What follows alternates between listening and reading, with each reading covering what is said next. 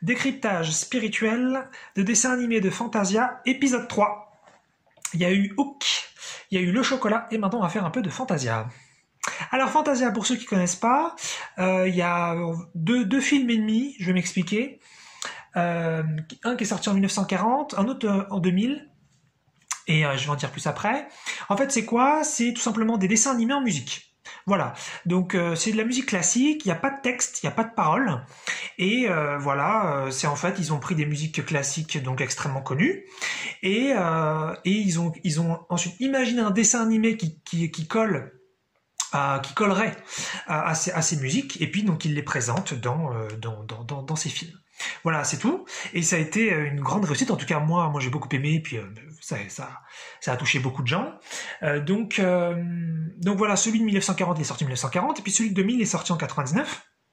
Et ensuite, en fait, il devait y en avoir un troisième qui devait sortir en 2006, mais ça s'est pas fait, ça a été annulé. Donc, il y a quelques dessins animés qui étaient en préparation, qui étaient même produits, mais finalement qui donc ne sortiront pas pour 2006 et qui ont été distillés à droite à gauche avec d'autres dessins animés de Disney. Voilà, donc ça c'est pour la présentation de Fantasia, et c'est vraiment magnifique parce que c'est des musiques très très profondes, puis évidemment on est sur la musique classique, et il n'y a pas besoin d'aimer spécialement la musique classique d'ailleurs pour voir ces dessins animés là.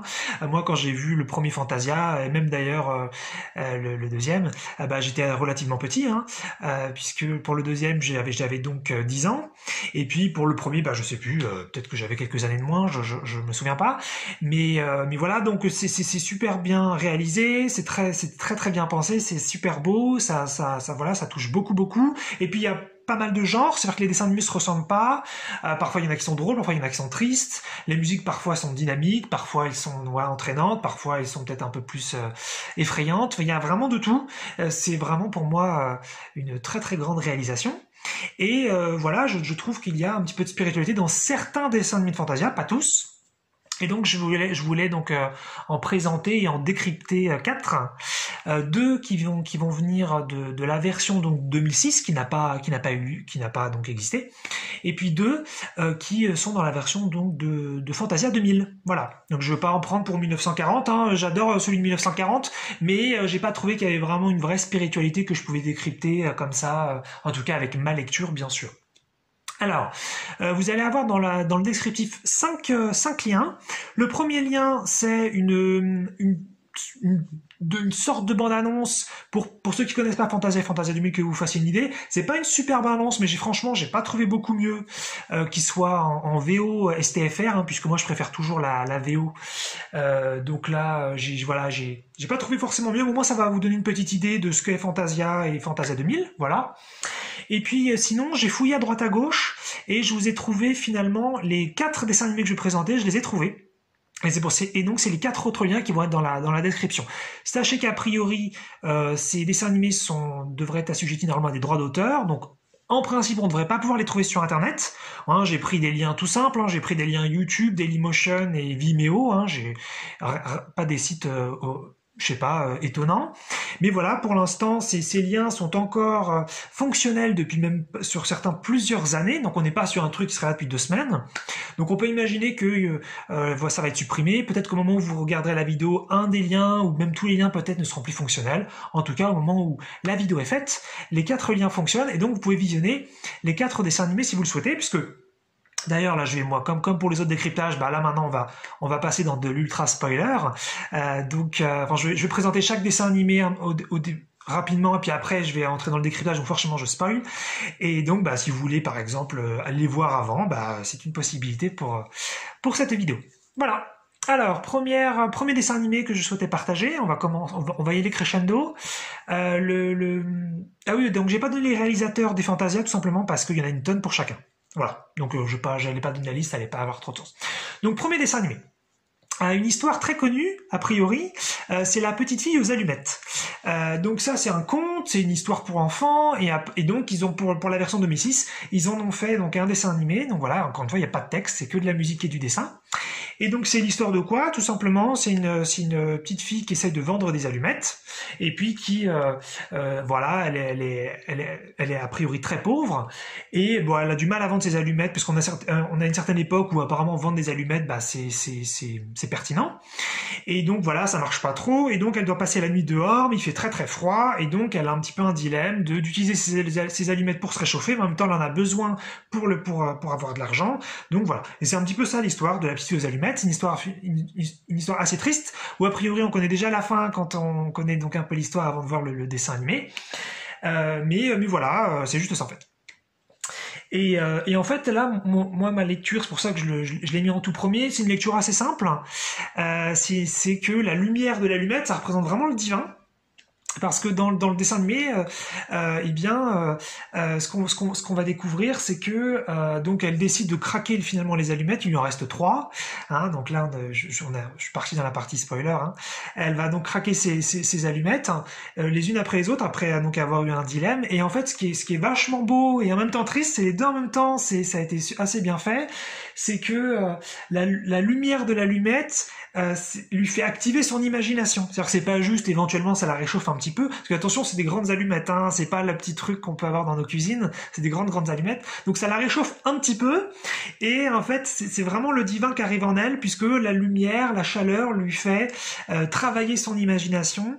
Et elle se met à imaginer des choses merveilleuses, super belles, très très touchantes. Et en fait, à chaque allumette qu'elle craque, qu'elle allume, qu'elle démarre, eh bien son imagination devient toujours plus belle, et jusque voilà, troisième allumette, c'est magnifique, ce qui fait qu'on sait même plus en tant que spectateur en fait ce qui est vrai, pas vrai, c'est de l'imagination, c'est du réel, et voilà, et donc bah arrive la fin de l'histoire qu'on connaît normalement, si on connaît déjà l'histoire de la petite fille aux allumettes. Elle meurt de froid évidemment, et puis elle part dans la lumière, mais voilà, c'était juste, j'ai eu une lecture toute simple en voyant ça, où c'était vraiment l'imagination, le divin, l'amour qui est là, qui l'accompagne, et en même temps qui est très triste, puisque c'est juste le temps de l'allumage des 3 allumettes. Voilà.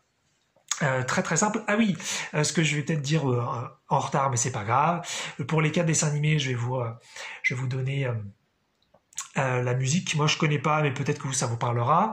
Pour la petite fille aux allumettes, donc là on est sur le quatuor pour cordes, numéro 2 en ré majeur, d'Alexandre Borodine. Voilà, ça me parle pas du tout, mais peut-être que ça parlera à ceux qui font de la musique. Allez, on monte d'un niveau, là ça va être plus pertinent spirituellement. Encore. Donc deuxième dessin animé, là ça s'appelle Lorenzo, donc il devait aussi sortir dans la version de 2006, celui-là, puis les 2 autres, comme je l'ai dit, qui vont suivre, ce sera pour la version 2000. Donc la musique, là, c'est Bordoneo I900 de José Mosalini. Et alors Lorenzo, en fait, donc c'est un dessin animé très très rigolo. En fait, là, c'est l'histoire d'un chat qui est très très privilégié et qui s'en fiche complètement des chats qui sont dans la rue, qui eux meurent de faim. Donc lui il est très gros, il arrête pas de manger, il est dans le confort, il s'en fout, il est extrêmement égoïste. Et voilà. Et puis il va rencontrer un chat un peu bizarre, un petit peu indépendant, qui a une queue étonnante. Il a une forme un peu bizarre, et qui va comme en fait il se fout de lui à travers donc une vitre, puisqu'en fait il est chez lui, que il y a d'autres chats qui le regardent à travers une vitre. Voilà, le chat noir va lui jeter un sort, et ça va être un petit peu ça le dessin animé, ce qui est assez court, de 4 minutes, où il va y avoir un sort, et en fait ça va donner vie donc à la queue du chat, et il va devoir donc combattre un petit peu sa queue, puisque sa queue va se retourner un petit peu contre lui. Donc sa grande queue très très touffue, comparée à la petite queue bizarre du chat noir. Et alors pourquoi là j'en ai fait une lecture spirituelle de ce dessin animé? Là ça m'a paru vraiment évident. C'est vraiment, on est sur les sous-personnalités, où comment ne pas accepter en fait ce qu'on a en nous, et se battre avec nous-mêmes, parce qu'en fait le dessin animé est dingue, il va combattre sa propre queue, mais c'est hallucinant. Ça veut dire qu'ils vont vraiment se fighter, ils vont se battre, ils vont essayer d'être le plus fort, alors qu'ils sont liés par le corps, quoi. C'est pas une queue ou un truc qui ressemblerait à une queue qui serait à l'extérieur, c'est vraiment quelque chose qui fait partie du corps même, et avec des situations complètement dingues, où il essaye à un moment donné, il l'accroche à un mur en mettant du sparadrap, mais il est lié à sa queue, donc ça veut dire que si sa queue est bloquée au mur, lui-même est bloqué. Il essaye de tuer la queue en l'attachant sur des rails pour qu'un train passe dessus, mais ça devient complètement fou. Et c'est ce que font beaucoup d'humains, et je peux tout à fait me comprendre dedans. Et ce que font beaucoup d'humains, c'est qu'on va combattre des parties de nous, comme si quelque part elles étaient à l'extérieur de nous et que c'était possible de les combattre, alors que non, on est un. Et donc si on combat d'ailleurs des choses à l'intérieur, même des choses à l'extérieur, on se combat soi-même et donc c'est perdu d'avance. Et c'est ça qui est mis en avant finalement dans ce dessin animé de façon très drôle et très très marrante, c'est que il est tellement dépassé par son propre corps, par sa propre personnalité, qu'il essaie de la combattre lui-même. Avec bien sûr un final où voilà, in fine c'est pas trop possible, et puis bon, il finit par se couper la queue et donc se détruire lui-même pour gagner, ce qui est un petit peu fou, mais c'est un petit peu ce qu'on fait tous, on essaie de se détruire les uns les autres pour essayer d'être dissocié, ce qui est pas possible puisqu'on reste un. Voilà, donc ça vous verrez, c'est très très marrant comme dessin animé. Je l'ai découvert d'ailleurs celui-là il y a pas si longtemps, il y a peut-être quelques mois, puisque je savais pas qu'il y avait une version 2006 qui avait des dessins en plus. Ok, maintenant donc on va monter là d'un niveau c'est bien costaud. On arrive donc voilà à un premier dessin animé de Fantasia 2000, et c'est Rhapsody in Blue. La prononciation là je suis pas sûr, donc je vais la prononcer à la française, Rhapsody maybe, de George Gershwin, donc une musique assez connue, hein, voilà. Donc là on est sur un dessin animé un petit peu plus long, c'est 12 minutes, parce que la petite fille aux allumettes ça doit être 6 minutes, quelque chose comme ça. Donc 12 minutes pour Rhapsody in Blue. Et donc c'est l'histoire ça se passe à New York. C'est l'histoire de 4 personnages qui sont assez différents. Un qui bosse dans le bâtiment, un qui est un petit peu SDF sur les bords, un qui est un petit grave maltraité par sa femme qui décide tout, qui est un vrai bourreau pour lui.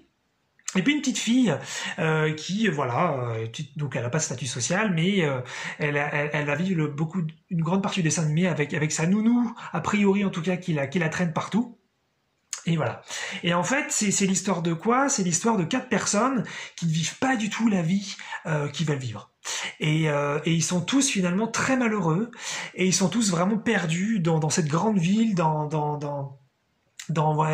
tout ce brouhaha, dans tout ce qui peut se passer un peu partout, et ils savent pas du tout comment à vivre leurs rêves, et comment est-ce que voilà et puis voilà comment c'est possible. Et en fait, donc c'est marrant parce qu'ils rêvent tous de choses un peu différentes. Il y a donc celui qui bosse dans le bâtiment, lui, il rêve de faire de la musique, mais bon, entre bosser dans un bâtiment avec des marteaux piqueurs la journée et puis faire du jazz, il y a un monde pour lui, donc ça lui semble complètement fou. Il y a le SDF, lui, il aimerait bien justement juste un peu travailler, c'est peut-être son seul rêve, mais il trouve pas, à chaque fois, partout où il va, il y a pas de travail. Enfin, c'est peut-être par exemple que c'est un chômeur, peu importe, sans vouloir dire que c'est la même chose, bien sûr, mais je veux dire, je sais plus trop. Et le monsieur qui, lui, est maltraité par sa femme, il aimerait juste être libre, être vraiment tranquille, mais il sait pas comment s'y prendre. Et puis la petite fille, elle aimerait juste être un peu aimée par ses parents, et être un petit peu comprise, et voilà, être un petit peu considérée et bien traitée. Et donc voilà, ils sont dans des situations vachement difficiles. Donc là, la lecture spirituelle, c'est un petit peu moins évident, mais en même temps, c'est super beau parce que ça va être comment est-ce qu'à un moment donné, ils vont essayer de vivre leur propre truc. Et donc c'est super beau parce que la musique, elle est dingue. Moi, je connaissais pas Rhapsody in Blue. Je crois que c'est très très connu. Moi, je connaissais pas avant ce dessin animé. C'était mon père qui m'en avait parlé. Et en fait, ils vont, à un moment donné, il y a une scène mais merveilleuse où ils s'imaginent tous en train de vivre vraiment qui ils veulent être, et en train de faire du patin à glace. Et là, c'est super beau, super touchant. En plus, il y a une répétition musicale qui est super bien foutue. La scène est longue, mais dans le bon sens du terme. Et en fait, après avoir traversé un petit peu toutes ces péripéties, toutes ces difficultés, et être tombé un petit peu dans la dépression et dans le c'est plus possible, et il y a un sursaut comme ça, et ils vont enfin oser aller davantage vers ce qu'ils veulent.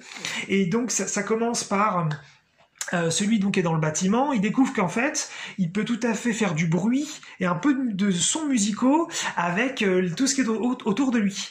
Et c'est génial en fait, il utilise ce qui est autour de lui pour faire ce qu'il a toujours aimé. Et donc il se rend compte que la musique finalement est à portée de main et il va pouvoir donc comme ça démarrer, donc prendre en confiance, arriver un petit peu à croire en lui, à croire dans son rêve, à croire dans ce qui est possible. Et puis petit à petit jusqu'à la fin du dessin animé, il va même pouvoir donc quitter son travail et aller donc faire du jazz et quelque chose qu'il a toujours voulu faire. Donc ça c'est super beau parce que c'est vraiment, ça représente vraiment ce que beaucoup de gens font dans cette vie. Ils font un petit peu ce que la société leur dit de faire. Bah il faut que tu travailles, il faut que tu gagnes ta vie, t'as pas le choix, c'est comme ça, c'est la vie sur terre et tes rêves, bah écoute, c'est en option, c'est en bonus. Et il y en a beaucoup qui se résignent et même s'ils aimeraient faire d'autres trucs, ils le font pas et à un moment donné, il y a ce sursaut interne qui écoute merde, je vais faire ce que j'aime, je suis pas sûr de ce qui se passera, mais je n'ai plus rien à faire, j'y vais. Et c'est ça en fait ce mec qui est dans le bâtiment qui ensuite se met à faire la musique. Ça c'est trop beau.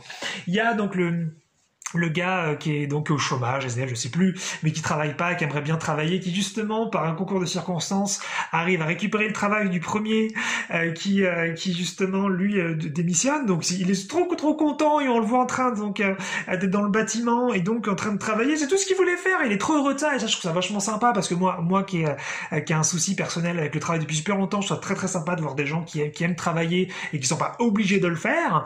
Donc ça aussi, ça fait du bien à l'idée du travail. Et puis il y a le monsieur qui lui est super maltraité par sa femme justement. Sa femme elle va à un moment donné disparaître à cause de celui d'avant qui travaille dans le bâtiment maintenant. Bref, je vais pas raconter la scène exactement, mais il se sépare et enfin il est libre et enfin il est plus avec sa femme qui lui faisait profondément du mal et il peut enfin faire ce qu'il a envie de faire et d'exister. Ça y est, ça sort enfin après toutes ces horreurs qu'il a vécues. Et puis la petite fille, alors que elle était traînée partout par sa nounou pour essayer de trouver sa voie et elle devait essayer la natation, la danse, et la musique et d'autres trucs. Et puis elle en avait trop marre. Elle est bonne nulle part, mais c'est pas son truc. Elle aime pas tout ça. Et là tout ce qu'elle veut c'est jouer, c'est être une enfant, c'est être aimée par ses parents. Et à la fin ça y est, elle se retrouve donc enfin avec ses parents et elle est bien et elle a pas besoin de faire autre chose qu'être une petite fille qui joue et qui a pas besoin de prouver sa valeur. Et donc voilà, c'est super beau, c'est vraiment un dessin animé magnifique sur l'accomplissement de soi, sur comment accomplir ses rêves, sur devenir qui nous sommes, et puis arrêter avec les croyances qui nous disent on peut pas être qui on est, arrêter avec tous les freins qu'on a en interne, arrêter avec les obligations sociétales, bien qu'on puisse être aussi pragmatique à un autre niveau. Voilà, donc vraiment c'est super beau, moi ça me donne envie de pleurer à chaque fois, en tout cas la scène du patin à glace où ils s'imaginent tous en train de vivre quelque chose qui leur conviendrait, oh c'est ouf. Ici, mais avec la musique, c'est dingue, c'est une réalisation hallucinante. Enfin voilà. Donc ça, c'était pour le troisième. Le quatrième, donc, et dernier pour cette vidéo, que je garde pour la fin. J'aime bien garder les trucs que je préfère pour la fin. Là, ça va être L'Oiseau de Feu. C'est, je crois, d'ailleurs, le dernier dessin animé de Fantasia 2000. La musique est d'Igor Stravinsky. Pareil, je pense que c'est assez connu. Moi, je connais pas tout ça, hein, mais je crois que c'est assez connu, ces noms de musique-là. Alors, donc c'est ça en fait qui est super aussi, c'est que voilà, comme je l'ai dit au début de la vidéo, c'est des musiques donc qui existaient avant, et donc on a calqué des dessins animés dessus. C'est ça qui est sympa, on n'a pas du tout inventé la musique pour les dessins, c'est les dessins qu'on a inventés pour la musique. Et alors l'Oiseau de Feu, ça c'est hallucinant, ça moi à chaque fois ça me touche, mais d'une profondeur. Ça dure peut-être 9 minutes, quelque chose comme ça. Et en fait c'est l'histoire de 3 personnages. On a d'un côté peut-être une nymphe, je suis pas sûr, en tout cas un esprit de la nature. Voilà, ça se passe donc dans une forêt. Et elle représente un petit peu l'amour innocent. L'amour innocent, c'est-à-dire l'amour qui n'a pas encore complètement fait l'expérience de la Terre, pas complètement fait l'expérience que nous on a des humains.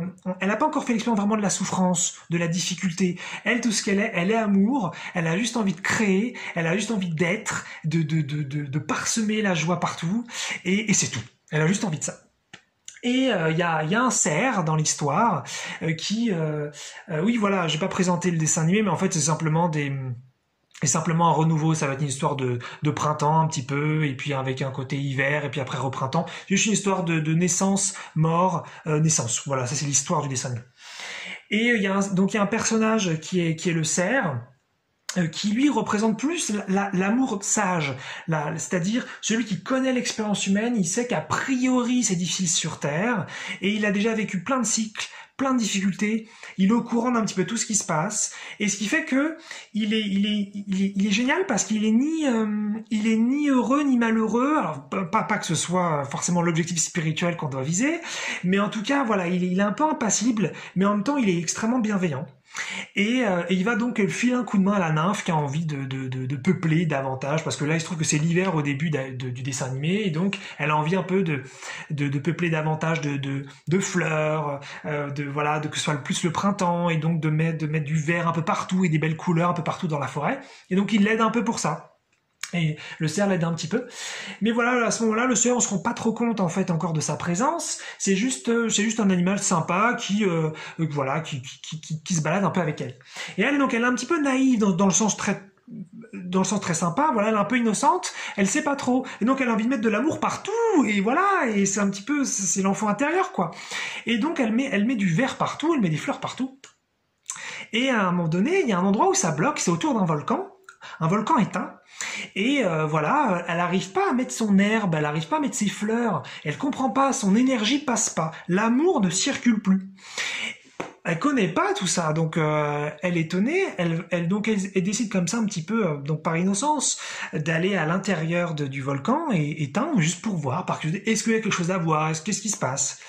Et il y a une forme un peu étrange, une forme un petit peu refermé comme ça, où on sait pas trop ce que c'est, et elle s'approche, et pouf, il y a un truc énorme, très noir, c'est l'oiseau de feu, enfin, et avec des yeux hyper rouges, quelque chose de très malveillant qui se réveille.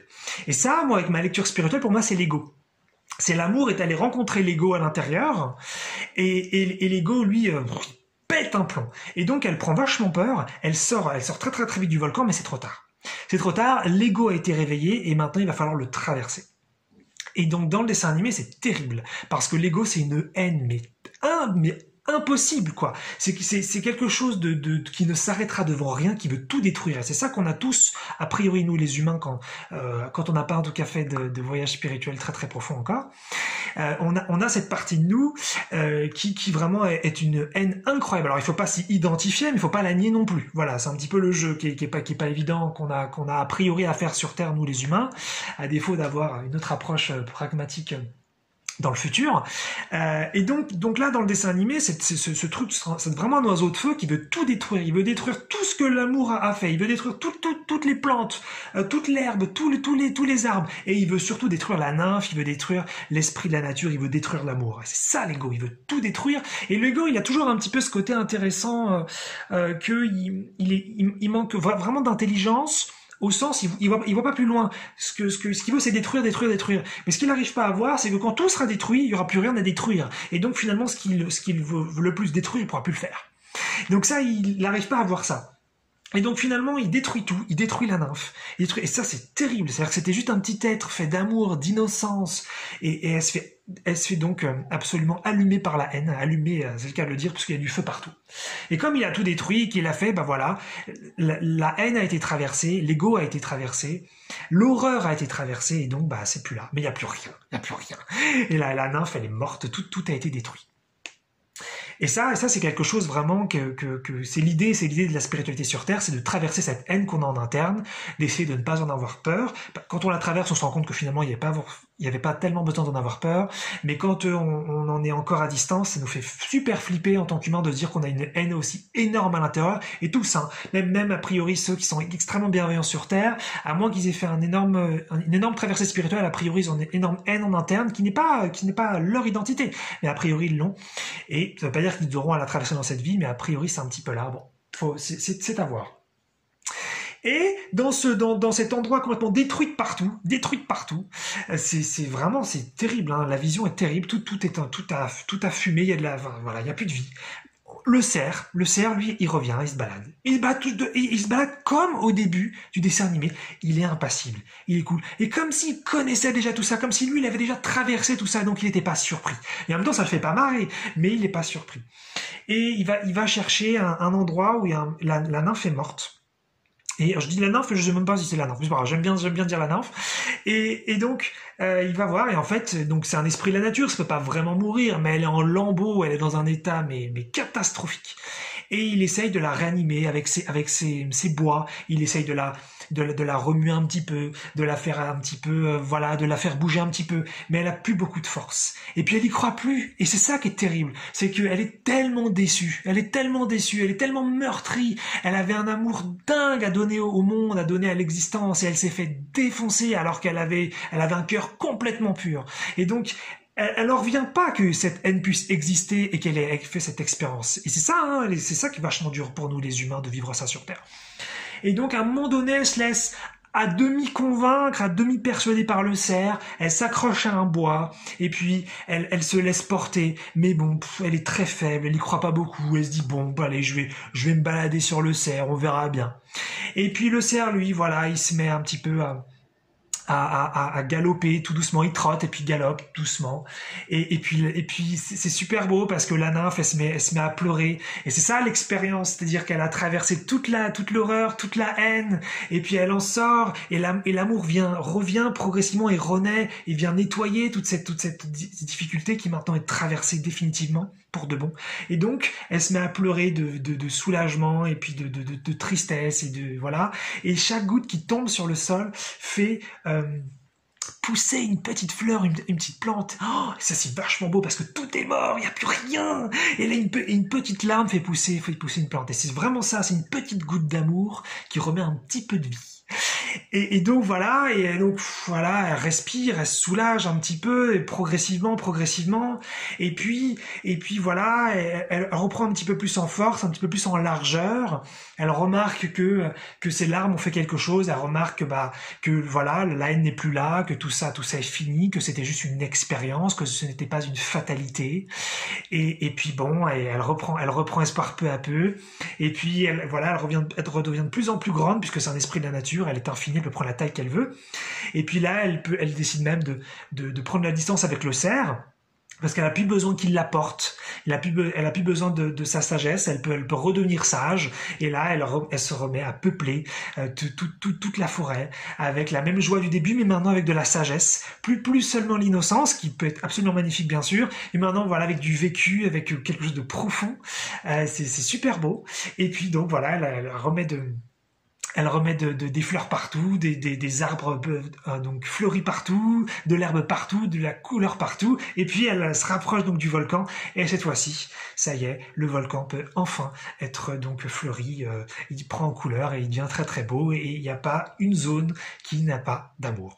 Et ça, c'est super beau, quoi. C'est vraiment, j'ai traversé toute cette horreur interne, et maintenant, donc l'amour a été complètement allumé à l'intérieur, mais la partie de moi, donc le cerf, la partie de moi la plus profonde, la plus sage, donc l'amour non innocent, l'amour extrêmement conscient, il était là depuis le début, il m'a jamais lâché. Lui, c'est impossible de le tuer, parce que dans le dessin animé, quand on voit que toute la forêt a été brûlée, normalement le cerf il aurait dû être mort aussi, mais non, justement, il survit à tout, parce que c'est ça, c'est l'amour sage, l'amour qui sait tout, et voilà. Et donc une fois que tout s'est traversé, on en récupère une expérience a priori très très belle.